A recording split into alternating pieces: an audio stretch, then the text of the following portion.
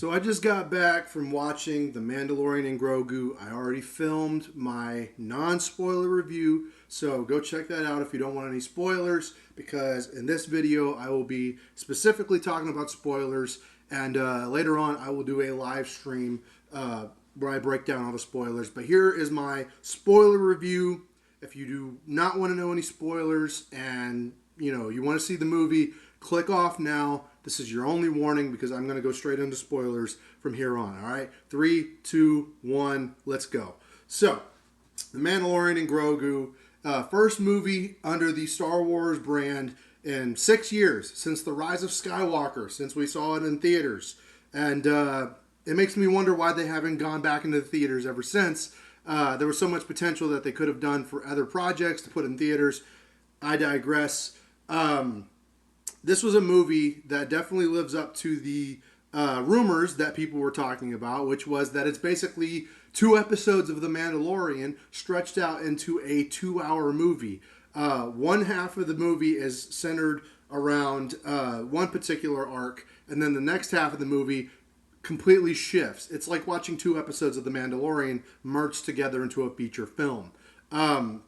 Essentially, the story goes as follows. We open up with the Lucasfilm logo, and we don't get an opening crawl. We get a basic text telling us, okay, the Imperial remnants are running around in the galaxy, and the Mandalorian Din Djarin, with his apprentice Grogu, are hunting down these Imperial remnants for the New Republic. Okay, simple enough. Movie basically opens with the Mandalorian with Grogu hunting down these Imperial officers at a fun little opening segment. And you could sit there and break down each of the individual problems that this movie has. It would take me forever to do that because essentially we're talking about simple things like Mandalorian, Din Djarin jumping into a walker and going down a mountain to intercept AT-ATs when he could have easily just used his jetpack to go intercept the AT-ATs. Didn't need to go down the mountain in the walker carrying an infant with him. You also have an innocent little mouse droid trying to escape from Mando as he plays Batman and beats up and kills all of these Imperial stormtroopers. And as this mouse droid is trying to escape, the first scene we see of Grogu showing up is him destroying the mouse droid. Mouse droid ain't done nothing wrong, but hey, it's a cute little baby, so he's gotta destroy innocent little mouse droid. After essentially Mando kills the Imperial officer and wipes out all the stormtroopers, he leaves it off with Zeb from Rebels, he's not a character that does anything in this movie other than pick up Mando from his mission, essentially. He's his getaway guy, if you will. And Mando goes back to a Rebel base where we see Sigourney Weaver. I don't even know her name. They don't say her name in the movie. Sigourney Weaver's character, who's basically a Kathleen Kennedy insert, another girl boss, an old grandma girl boss who's flying an X-Wing somehow. She gives him another mission. Okay, we have somewhere to go. Plot centers around this mission. Mando's supposed to go find an Imperial guy named Coin. He's Officer Coin of the Imperial Army or something like that. In order to find this guy, he has to appeal to the twins, the Hutts, from the Book of Boba Fett, because they know where Coin is. So in order to appeal to the Hutts, he has to go find Rada. It's all a bunch of busy work. It's all a bunch of side quests. But that's what The Mandalorian is. It's a show full of side quests. So naturally, the movie is a giant fucking side quest. So his goal ultimately is to find this Coin guy. But before he can find Coin, he has to find Rada the Hutt, because the twins are Jabba's siblings of some kind, they're kin, and they want to bring Rada back to the family because he's caused them great shame. So Mandalorian goes to another planet. I don't remember what the planet's name was, but here we find out that Rada the Hutt is much older than he was in the Clone Wars. He's obviously grown up. He's played by Jeremy Allen White, and the first thing that bugs me is that the Hutts have different biology than humans. So the Hutts speak Huttese because they're incapable, or rather they're too lazy, to speak English, to speak common tongue in the Star Wars universe. And yet we have clear and concise language where the Hutts speak English and speak common tongue with no problem whatsoever. And it's like, the Hutts don't have the biology or the vocal cords to do that. And so, that shit don't make no damn sense. But whatever. Whatever. We find out that Rada the Hutt is all swole now, which we will call now Broda. His name is Broda the Hutt. And he sounds like a fucking teenager. He sounds like he's a Gen Z teenager. He's like, oh, I'm not proud of my dad being Jabba. Yeah, let's assassinate the character of Jabba the Hutt, because we've pretty much assassinated the character of every single person in the Star Wars universe. Why stop there? Why not go after Jabba the Hutt? Even though Jabba seemed to love his son in the Clone Wars, he seemed to very much care for his son in the Clone Wars, we're supposed to believe that Rada was being treated unfairly by Jabba, even though Jabba cared very much about Rada in the end. But hey, I digress. I'm only here to consume, apparently. So he's supposed to fight in the pits, and this guy named Janu is holding him under his foot because he's supposed to relinquish a debt to Janu. And it turns out that whenever Mando, finds out that Janu is actually this coin guy. His name is Janu Coin. He was an Imperial officer.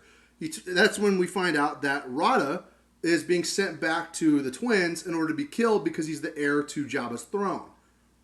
Funny you mentioned that, because Bib Fortuna took the throne, and now Boba Fett, if you watch Book of Boba Fett, is now sitting on the throne. So I don't know where the consistency is, where the continuity is. Who gives a fuck at this point, right? Just consume. Essentially now, Mando has a crisis of faith, and he's like, okay, I got to save Rada because he's just an innocent kid who's getting along with Grogu, and so I have to turn in this coin guy because he's right there. So in this moment, we have this battle sequence in the gladiator pit where Rada and Mando have to fight each other, because that was before, whenever he tries to break Rada out. Rada refuses, but then Rada goes back with them. A lot of plot conveniences and contrivances here. But they basically do the Jarek fight where it's the chessboard. Remember the chessboard from A New Hope? The one that the Wookiee, Chewbacca was playing on the chessboard with C-3PO? Yeah, so they basically do a full live action version of that in this arena, which in isolation sounds cool, but in execution was just a giant CGI slop fest. All the animals came out like it was the gladiator fight in Attack of the Clones. Thing is, in Attack of the Clones, each of the individual alien monsters that came out had a distinct identity to them that made them stick out. There was, the green bug monster, the lion-looking monster, the rhino-looking monster. They all came out having distinct identities. In this moment, each of the animals and monsters that come out of the pits, it's like, I can't tell them apart from one another because it's all CGI slop. And they have no distinct identities. It's just CGI fucking slop. Now, the fight scenes were ultimately cool all throughout the movie. But if you ignore unnecessary fight things like, Mando setting people on fire for no reason. And him blasting people multiple times. There's times where characters who should have had guns didn't have guns. And people who did have guns were terrible at aiming. Who would have guessed stormtroopers are in this movie? And so after, Mando turns in Janu Coin, foregoing the fact that in the gladiator fight, all the monsters that were fighting Mando and Rada escape the pits and go out into the city and start killing a bunch of people. And so Mando escapes with Rada. We don't even talk about all the monsters that are running rampant on this planet killing people. All Mando cares about is getting Janu Coin back to the New Republic. And there's a moment whenever Rada shows him where Janu Coin's compound is to kidnap him from. And so Mando's like, all right, me and Zeb are going to go in there. We're going to snatch up, Coin. And then when we do that, I need you to be extraction. So what does Rada and Grogu do? They just fucking fall asleep on the job. So whenever they're calling for aid, they have to wake up. And they have to wake up from their fucking nap while they're doing this heist thing because they want to make it comedian. It's a comedic moment. They barely escape, and then the movie takes a hard pivot at this point, about the hour mark in, whenever Mando brings Janu Coin back to the New Republic. We see a Dave Filoni cameo twice in this movie. Fuck Dave Filoni. I rolled my eyes more whenever I saw Dave Filoni in this movie, to be honest. That was the part that annoyed me more. But every time you see a prisoner, whether it's Mando being imprisoned by Embo or Janu being imprisoned by Mando, nobody's holding their shoulder. Nobody's keeping them in line. They're just handcuffed and walking on their own will. They could run away at any time. So I don't know why they're willingly going to the direction that they're supposed to be imprisoned to, but tomato to rapist or whatever. So once they turn in coin to the New Republic, it turns out that the New Republic has had deals with the Hutts, that now the Hutts are probably going to want to seek revenge for not turning in Rada to them and letting Rada escape. Of course, that's what happens. There's consequences for what Mando does trying to rescue Rada.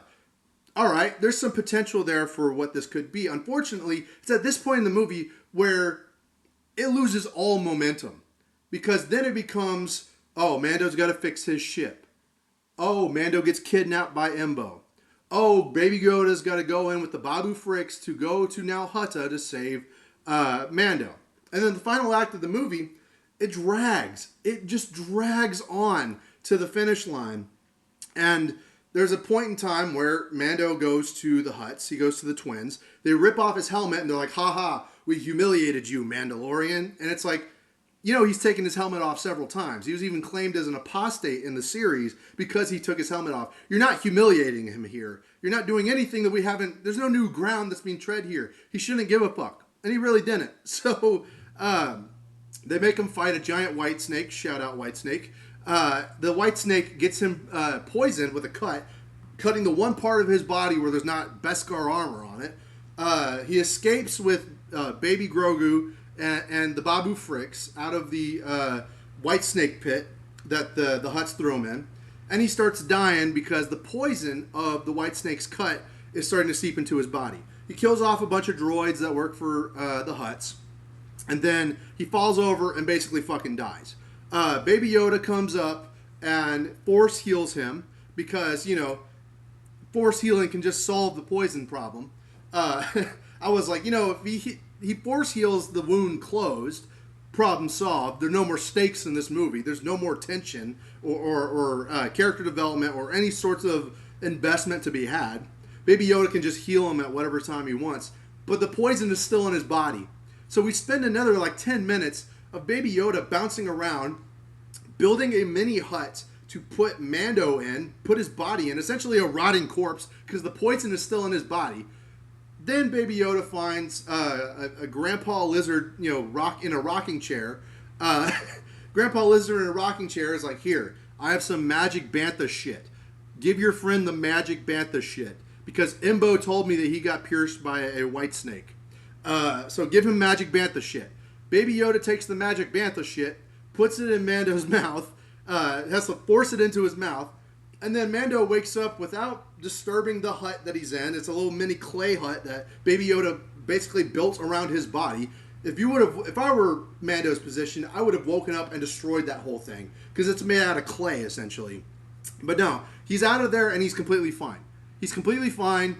Nothing to bat an eye about. Mando's fine. Him and Baby Yoda go back and they try to kill the Hutts. They free Rada, and then there's a giant fight between Rada and the twins, Mando and Embo. Of course, it ends in a stalemate where they all collapse through the white snake pit. The twins die and are eaten by the white snake while Embo gets away with his doggo. And Grogu uses the Force to catch Rada and keep him from falling into the pit. And so there, the movie goes back to the New Republic. The Babu Fricks escape from Nal Hutta, and they bring back reinforcements. How do they bring back reinforcements? Don't ask questions, just consume.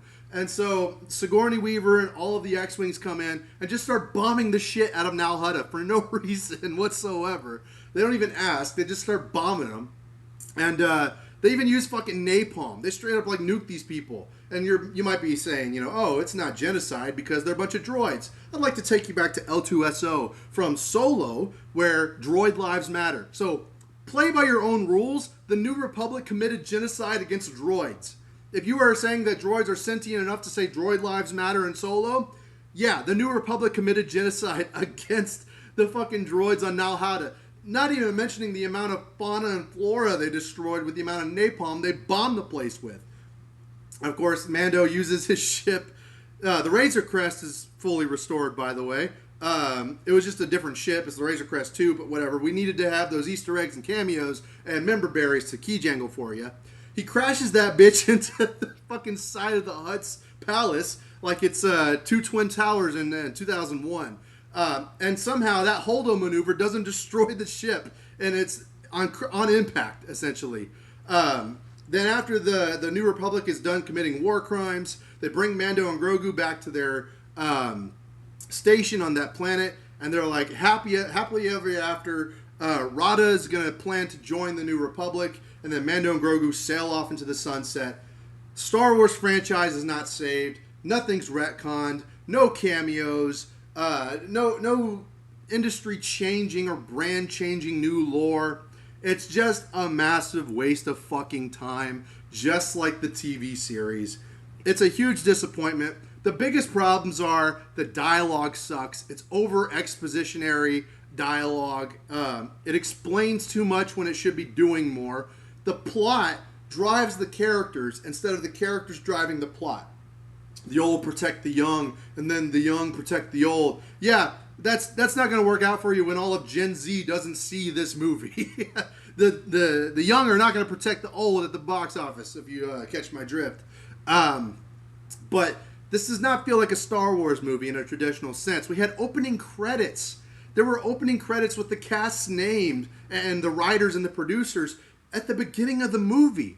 There was no opening crawl. The opening credits completely dismisses what made Star Wars special. Star Wars went against the grain. When George Lucas made A New Hope, essentially it was opening crawl, very much Flash Gordon, Saturday morning serials, and he opted to not have the opening credits. It was something brand new, something fresh. It immersed you into the story. This took me way out of it at the very beginning. It took me out of it with the credits, opening credits like that.